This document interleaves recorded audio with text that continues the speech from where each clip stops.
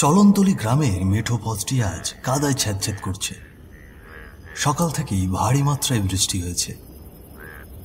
সবেমাত্র বৃষ্টি থামতে না থামতেই চলতে শুরু করেছে গ্রামের গাড়ি ঘোড়া। টকর টকর শব্দ করে এগিয়ে চলেছে গরুর গাড়ি। কেউ সাইকেল নিয়ে যাচ্ছেন তার গন্তব্যস্থলে। উত্তর দিকে রাস্তাটি ধরে 7 কিলোমিটার এগোলেই পাওয়া যাবে চুরুলিয়া গ্রাম। আর সেই গ্রাম থেকেই আজ এসেছিল কিছু লোক মেয়ে দেখতে। মেয়ে বেশ পছন্দ হয়েছে ছেলেপক্ষের। রূপে গুণে লেখাপড়ায় সব দিক থেকেই পারদর্শী। ছেলে মেয়ে দুজনেই রাজি। বিয়ের তারিখ ঠিক করে ছেলেপক্ষের মানুষগুলো দুটি ভ্যান গাড়ি করে ফিরছেন চুরুলিয়া গ্রামে। চলো শুরু করি আজকের মর্মান্তিক একটি হাড় কাঁপানো ঘটনা, বৃষ্টির রাতের বরযাত্রী। 5 জন ছিল দুটি ভ্যানে। একটি ভ্যানে আছে হারান খুঁড়ো, চুরুলিয়া গ্রামের একজন গণ্যমান্য ব্যক্তি। ছেলের বাবা হরিপদ আর ছেলের মামা কেষ্ট। অপর ভ্যানে বসে আছেন ছেলের খুব কাছের বন্ধু বিমল, আর তার পাশে বসে আছেন ছেলে, অর্থাৎ যার জন্য পাত্রী দেখা হলো। নাম সুভাষ। দেখতে শুনতে খারাপ না। রেলে চাকরি করেন। বেতন আনুমানিক 18 থেকে 20,000 টাকা। পাকা কথা যেহেতু হয়েই গেছে, সেহেতু খুশি মনে সকলেই বাড়ি ফিরছেন। ও খুড়ো, ছেলের বউটারে কেমন লাগলো শুনি? কেন রে, ভালো লাগলে কি আমার সঙ্গে বিয়ে দিবি নাকি? হ্যাঁ, তাহলে দে, সুন্দর একখান বউ পামু।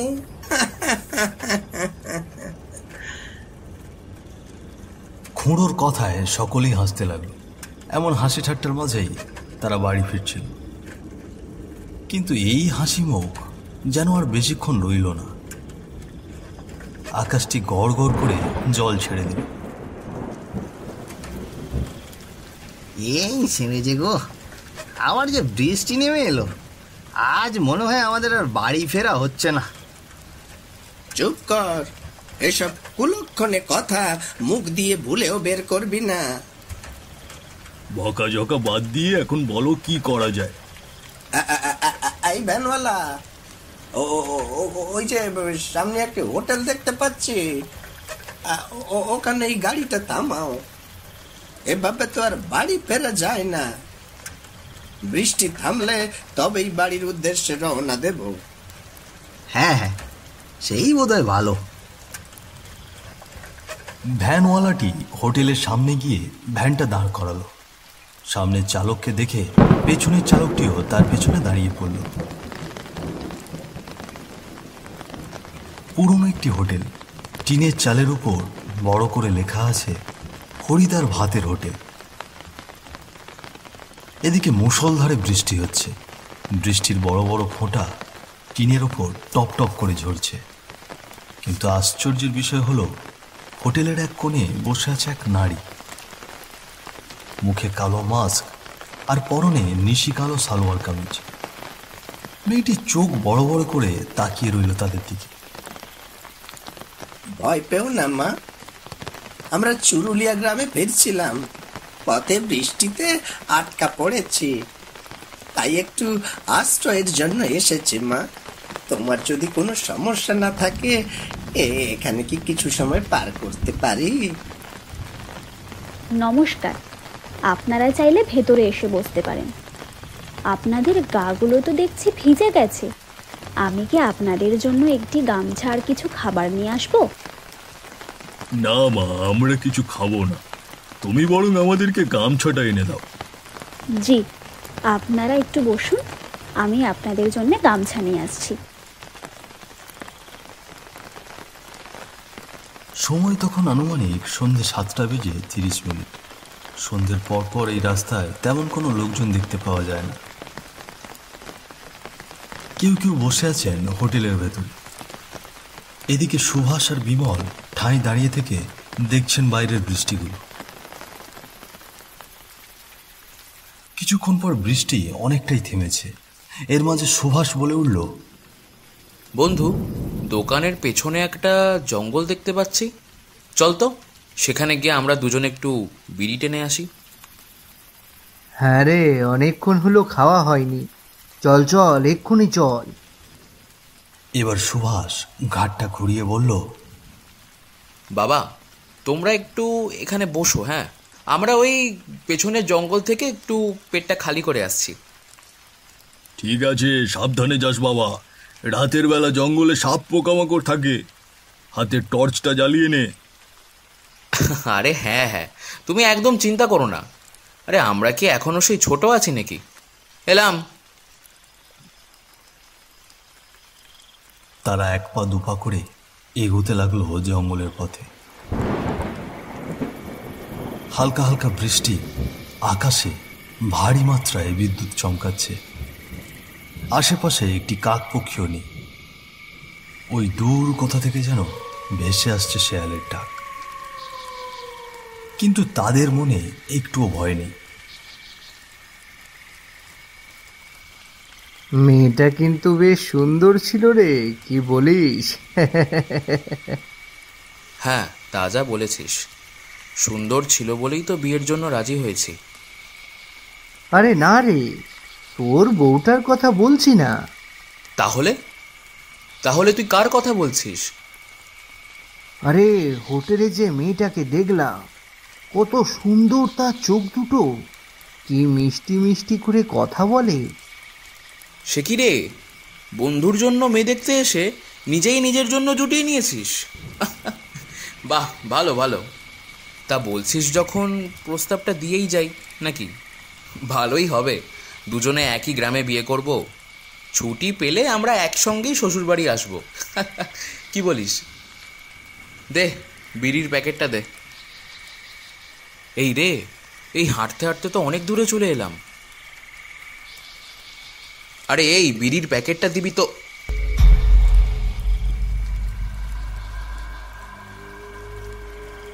সুভাষ ঘাড় ঘুরিয়ে দেখল তার বন্ধু বিমল তার পাশে নেই। সুভাষ একভাবে দাঁড়িয়ে রইল।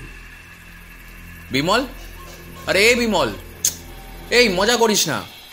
আরে সকলে হোটেলে বসে আছে, মজা করিস না, বিড়িটা টেনে তাড়াতাড়ি যেতে হবে। এই বের হ বলছি, বিমল।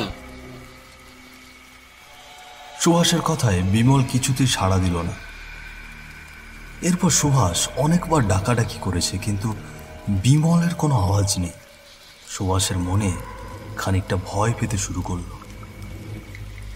সে এদিক ওদিক ছোটাছুটি করে বিমলকে খোঁজাখুঁজি করতে লাগলো, কিন্তু না, বিমল কোথাও নেই। আরে এখানেই তো ছিল, কিন্তু গেল কোথায়? নিশ্চয়ই আমাকে ভয় দেখানোর জন্য হোটেলে চলে গেছে। দাঁড়া, আজ তোর মজা দেখাচ্ছি। এবার সুভাষ আবার হোটেলের উদ্দেশ্যে ফিরতে লাগলেন। তার মনে কেমন এক অদ্ভুত ভয় কাজ করছে। কিছুক্ষণ আগে দুজন ছিল, তাই তখন ভয়টা খুব একটা লাগেনি। এখন সে একা, তাই ভয়ের মাত্রাও দ্বিগুণ। সুভাষ জঙ্গলের পথ দিয়ে হোটেলে ফিরছিল। হঠাৎ করে তার টর্চের আলোটি পড়ল বিশাল একটি বটগাছের তলায়। সে ভালো করে লক্ষ্য করে দেখল সেখানে কেউ একজন অদ্ভুতভাবে পড়ে আছে। এত রাতে ওখানে কে পড়ে আছে? এই রকম পোশাক তো বিমল পরেছিল। সুভাষ সঙ্গে সঙ্গে বটগাছের তলায় গিয়ে দেখল সেখানে বিমল মেকে পড়ে আছে, কিন্তু তার চোখ দুটো শরীর থেকে বের করা, জিভটা সামনে বেরিয়ে এসেছে, গালে বেশ বড় কাটার দাগ, হাত পা যেন মোচড়ানো। দৃশ্যটি দেখার পর সুভাষ নিজেকে সামলে রাখতে পারল না। ভয়ে তার হাত পা কাঁপছে। কোনো কিছু না ভেবেই অনেক জোরে সে দৌড়তে লাগলো। সে যেন দৌড়চ্ছে, কিন্তু কিছুতেই হোটেলের কাছে পৌঁছচ্ছে না। গল্প করতে করতে অনেক দূরে চলে এসেছিল নিজের অজান্তেই। একসময় হোটেলের সামনে গিয়ে শুয়ে পড়ল সুভাষ। তাকে দেখে ছুটে এলেন বাকি সকলে। সুভাষ, আরে ও সুভাষ, কি হয়েছে তোর? এমন হাঁপাচ্ছিস কেন? আর বিমল, বিমল কোথায় গেল? বাবা, বিমল, বিমলের লাশ পড়ে আছে ওই জঙ্গলে। লাশ? লাশ আসবে কোথা থেকে? তোমরা যাও না, একবার দেখে আসো ওই জঙ্গলে গিয়ে। এই চলো তো গিয়ে দেখে আসি হয়েছেটা কি। এসো এসো সবাই আমার সঙ্গে এসো। আর সুভাষ, ওকে কি এখানে রেখে যাব? আপনারা চিন্তা করবেন না কাকাবাবু, আমি ওনার পাশে আছি, আমি ওনার মাথায় জল ঢালছি। আপনারা যান, আপনারা গিয়ে দেখে আসুন। হ্যাঁ চলো চলো চলো, সকলে চলো। সকলে লাঠি সোটা নিয়ে বেরিয়ে পড়লেন জঙ্গলের উদ্দেশ্যে। সবার মনে যেন এক অদ্ভুত ভয়, কেউ জানে না সামনে কি হতে চলেছে। সবার মনে শুধু একটাই ভাবনা, বিমল কি সত্যি মারা গেছে নাকি সুভাষ আতঙ্কে এরকম বলছে। কারো মুখে কোনো কথা নেই, সবাই এক মনে চলেছে সামনের দিকে। এদিকে শিয়ালগুলো হুক্কা উহা করে ডাকছে চারিদিক থেকে। আবার শুরু হলো বৃষ্টি। ভয়টা যেন আরো দ্বিগুণ মাত্রায় ছড়িয়ে পড়ল সকলের মনে।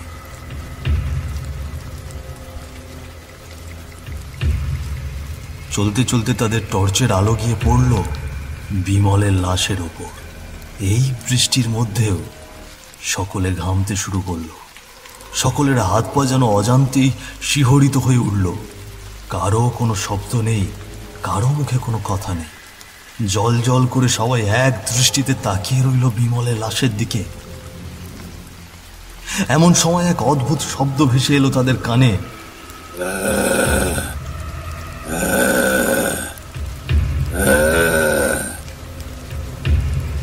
ধীরে ধীরে কিছু একটা নেমে আসছে সেই বট গাছটি বেয়ে। এই যেন মানুষ নয়, কোনো পশুও নয়, অদ্ভুত এক প্রকার চেহারা। মাথা নিচে রেখে পা ভাঁজ করে ধীরে ধীরে নেমে আসছে মাটিতে। জীবগুলো সামনে বেরিয়ে এসেছে। অদ্ভুত একটি চেহারা, যার কোনো বিশ্লেষণ নেই। তোরা এসেছিস, তোদের জন্যই অপেক্ষা করছি। তোরা কি চাস না প্রাণে বেঁচে ফিরতে? আরে ও কুড়ো, দেখছো কি? জলদি পালাও, এ মানুষ নয় গো, ভয়ঙ্কর এক আত্মা। ভুলেও পালানোর চেষ্টা করিস না, আমার হাত থেকে বেঁচে ফিরতে পারবি না। শোন, আজ তোদেরকে একটি গল্প শোনাবো, শোন তোরা।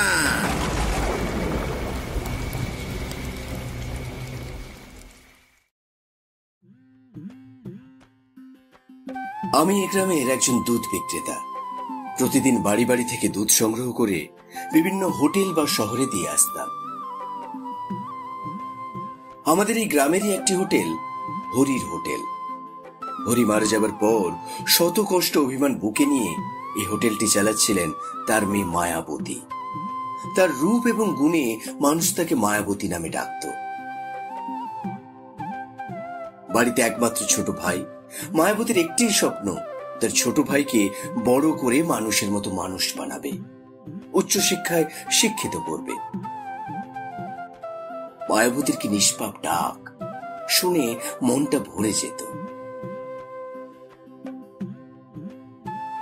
রামুদা, তুমি না প্রতিদিন সন্ধ্যে 6টা নাগাদ বাড়ি আসো, আজ এত দেরি করলে যে?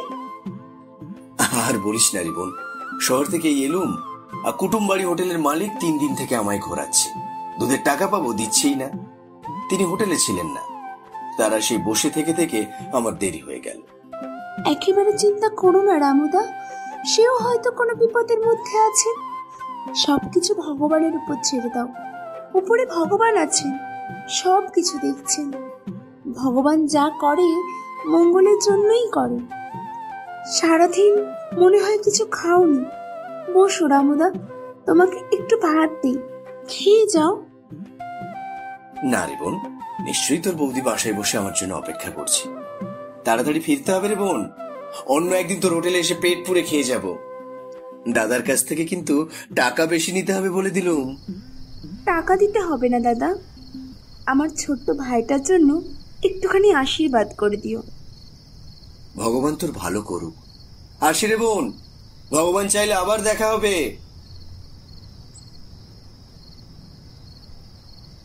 এইভাবে দুদিন কেটে গেল। সময় তখন আনুমানিক সন্ধ্যে 6টা। সেদিনও শহর থেকে ফিরতে আমার একটু দেরি হয়ে যায়। মায়াবতীর হোটেলে এসে দেখি মায়াবতীর হোটেলটি বন্ধ। সন্ধ্যে নাগাদ মায়াবতী হোটেল বন্ধ করে বাড়ি ফিরে যায়। তাই আমি আর তেমন কিছু না ভেবে আমার বাড়ির পথে রওনা দিলাম। পথের মাঝে আমি দূর থেকে লক্ষ্য করে দেখছি দুজন ছেলে একটি মেয়েকে টেনে হিচড়ে জঙ্গলের দিকে নিয়ে যাচ্ছে। আমি আর নিজেকে সামলে রাখতে পারলাম না। কাছে গিয়ে দেখি মেয়েটি আর অন্য কেউ নয়, আমাদের গ্রামের লক্ষ্মী মেয়ে মায়াবতী। তার গলায় ছিল গামছা পেঁচানো। মায়ের কাছে বসে আমি তাকে অনেক ডাকাডাকি করেছি, কিন্তু সে আমার ডাকে সাড়া দিল না। তার নাকে হাত দিয়ে দেখলাম নিঃশ্বাস নেই। ততক্ষণে চলে গেছে মেয়েটি আমাদের ছেড়ে।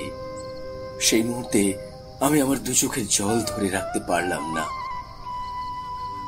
মায়া, ওঠ বোন, আমাদেরকে ছেড়ে তুই এভাবে চলে যেতে পারিস না, পারিস না। তোর ছোট ভাই যে এতিম হয়ে যাবে, তুই ছাড়া আর তার কি আছে এই পৃথিবীতে। ওঠ বোন, ওঠ। মায়া নড়ছে না, নিশ্চুপ ভাবে দুটি চোখ বন্ধ করে নীরবে শুয়ে আছে। অনেক আগেই চলে গিয়েছে সেই পৃথিবী ছেড়ে। শয়তান ছেলে দুটো মায়ার সঙ্গে জোর জবরদস্তি করে তাকে গলা চেপে হত্যা করেছে।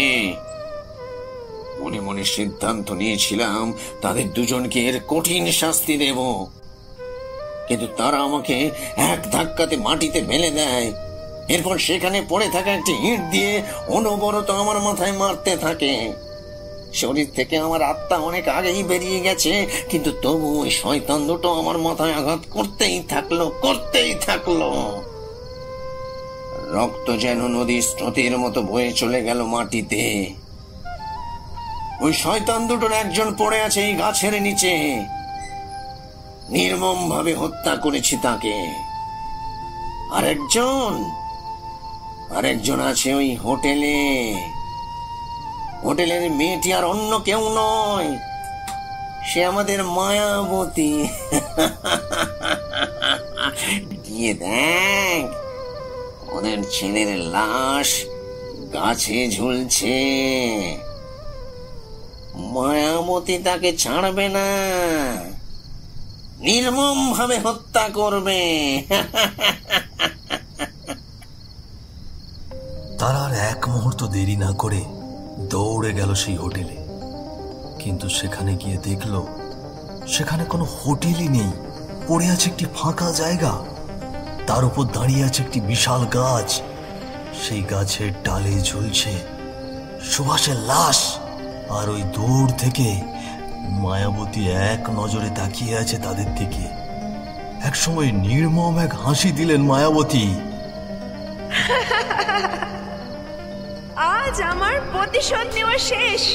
এখন আমি মুক্ত আমি। ভগবান তোমাকে স্বর্গবাসী করুক মা। পাপের ফল এই পৃথিবীতে পাওয়া যায়। তো আসুন আমরা পাপ থেকে দূরে থাকি, সত্যের পথে চলি, ন্যায়ের রাস্তা ধরে। গল্পটি ভালো লাগলে আপনারা আমাদের চ্যানেলটি সাবস্ক্রাইব করে আমাদের সঙ্গে থাকবেন এবং বেল বাটনটি প্রেস করতে একেবারেই ভুলবেন না। আসছি আরও একটি নতুন গল্প নিয়ে খুব শীঘ্রই।